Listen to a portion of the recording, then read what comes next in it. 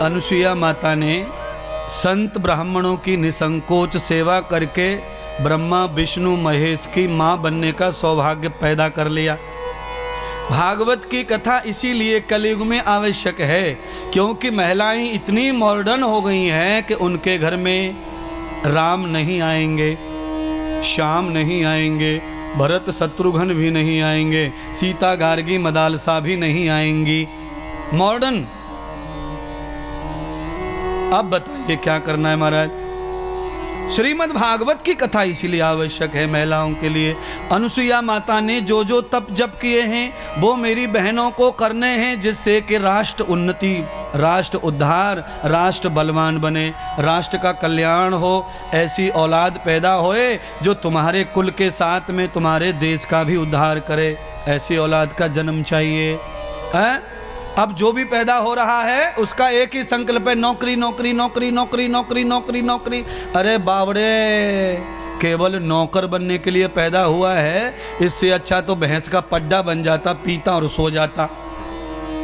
जिसको देखो नौकरी में आग लगी पड़ी है, नौकरी नौकरी है।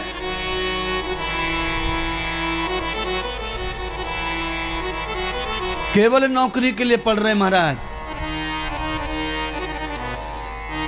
इसीलिए पूरे क्षेत्रवासियों से प्रार्थना करते हैं इंद्रदेव महाराज, तुम्हारे क्षेत्र में 2-3 जिलों के बीच में एक यहाँ वेद गुरुकुल की आवश्यकता है। कुछ बच्चे वेद गुरुकुल में पढ़ें, कुछ बच्चे दर्शन शास्त्र पढ़ें, वेद शास्त्र पढ़ें, कुछ भागवत गीता पढ़ें, कुछ लंगोट बांधें, कुछ ब्रह्मचारी बने, कुछ सन्यासी बने। सब इंजीनियर, डॉक्टर, कलेक्टर बन जाएंगे तो तुम ज्यादा दिन टिकने वाले नहीं हैं। नौकरी के चक्कर में तुम्हें छोड़कर बच्चा तुमसे दूर चला जाता है। बूढ़ी माता के घुटने दुखते रहते हैं, फिर कोई बाम लगाने वाला दिखता नहीं है।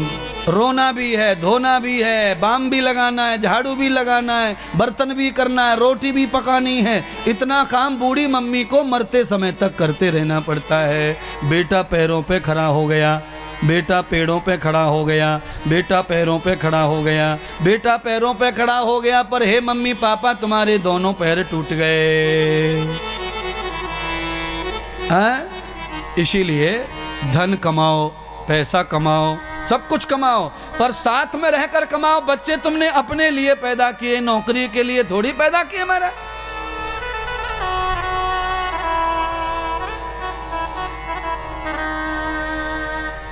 ऐसे काम करो जिससे धन घर बरसे और सब मिलके काम करें, सब मिलके कमाएं, सब मिलके आनंद भोगे संसार का। है 5 लोग हैं घर में महाराज, और 5 में से 5 जगह पर बसे हुए हैं। एक वहां रहता है, एक यहाँ रहता है, एक यहाँ रहता है। बोलिए अब क्या फायदा है जिंदगी का? क्यों पैदा किए महाराज? है बोलिए, तुम्हारा बेटा अगर अंग्रेजी में जाकर के लंदन में बस गया, अमेरिका में बस गया, वहीं की नागरिकता ले ली, तो तुम्हारे लिए तो वो मरे के समान हो गया। वो आपत्ति पड़ने पर तुम्हारे पास 10 दिन आने वाला नहीं है। क्या फायदा हो गया तुम्हें संसार में आने से? है किस बात की नाक ऊंची हो गई तुम्हारी? केवल अमेरिका में जाके बस जाने से तुम बड़े आदमी हो गए, नाक वाले हो गए, इज्जतदार हो गए। ये अज्ञान का संस्कार कब समाप्त होगा? देश को उन्नतशील बनाना है, देश को उन्नति से भरना है, तो उसके लिए खाने और कमाने के लिए अपना छोड़ना नहीं चाहिए देश।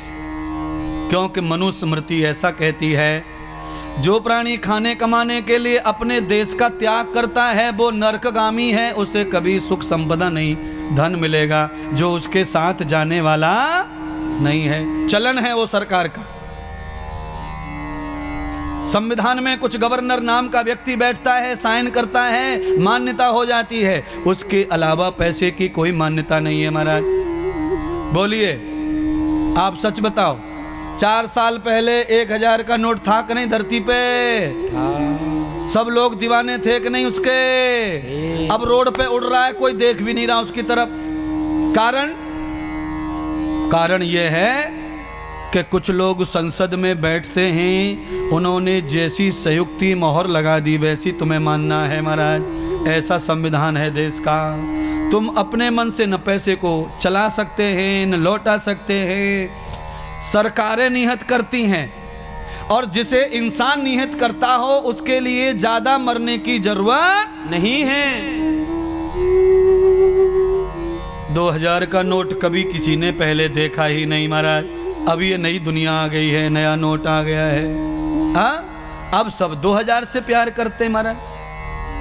कब दोबारा बंद हो जाएगा, कब चालू हो जाएगा, ये सब इंसान की ही करतूत है, भगवान की नहीं। इसीलिए 2000 के नोट को दिवाली में लक्ष्मी समझ के जो पूछते हैं ना, वो मूर्ख हिंदू है। कौन से हिंदू? मूर्ख हिंदू। क्यों? 1000 का नोट भी हमने 10 साल लगातार पूजा पर हमारे पास नहीं रहो। भगवान नारायण कहते हैं तुम तो नकली हो महाराज। प्रेस में छपने वाले कागज को लक्ष्मी मान रहे हो, तो लक्ष्मी तुम्हारे घर कभी आने वाली नहीं है। नहीं है महाराज। और सुनो, बड़ी बड़ी बातें हैं महात्मा के पास में। कोरी गड्डी को ज्यादा महत्व है दिवाली में। अगर बापरा यूज किया हुआ नोट रख लिया तो लक्ष्मी कम खुश होती है। कोरी गड्डी बैंक से है। अच्छा, लोगों को लगता है कि कोरी गड्डी नॉन टच माल है, पर ये नहीं पता बड़े बड़े देसी ठर्रा पीने वाले प्रेस में काम करते हैं और ऐसे थूक लगा लगा के नोटों को छूते हैं। गुटखा का थूक, तमाकू का थूक, लक्ष्मी को वहीं से अपवित्र करके भेजते हैं दिवाली में तुम्हारे घर। इसीलिए चोरी तो दिवाली में होती है, पर लक्ष्मी कभी बढ़ती नहीं है। अब इंद्रदेव महाराज तुम बताओ लक्ष्मी कैसे बढ़ेगी? इंद्रदेव महाराज कह रहे हैं सुनो, लक्ष्मी बढ़ने का आइडिया ले लो। मैं नहीं कह रहा हूँ, लक्ष्मी राम की है। अयोध्या में आई थी तो खूब बड़ी थी महाराज। लक्ष्मी बढ़ाने का एक ही आइडिया है, मांस मटन अंडा गुटखा तमाकू बीड़ी सिगरेट जुआ, ये संविधान देश में से खत्म कर दो। लक्ष्मी फिर कभी मिटने वाली नहीं। हर जेब में पैसा, हर बैंक में पैसा, हर घर में पैसा प्राप्त हो जाएगा। 250 रुपये मजदूर कमाता है और 450 रुपये का मीट खरीदता है, तो ये कभी भी अमीर होने वाला नहीं है। बोलो, पूरे दिन भर ईंट लगा रहा है दीवार पे, पसीने में नहा रहा है, रूखी सूखी चटनी से खा रहा है, और घर जाता है शाम को तो थैली में लटका के, बोलिए ना, 250 रुपये कमाए, 450 का 150 का घाटा तो यही हो गया। तेल मिर्ची नमक आदि ये और 7.5 रुपये की आधा वो देसी ठर्रा रास्ते में प्लास्टिक की थैली मिलेगी, वो कुल मिला के 350 का घायल हो गया ये।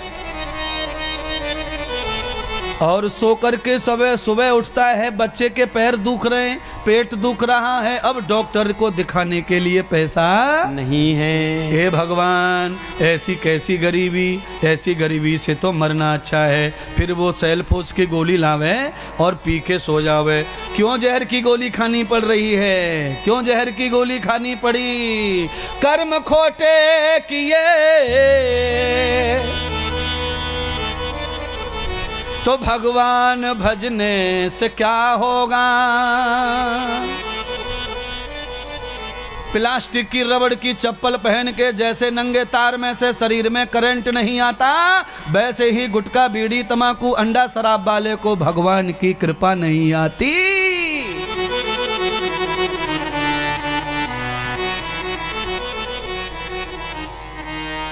छोड़िए ना, क्या बिगड़ जाएगा छोड़ दिया तो।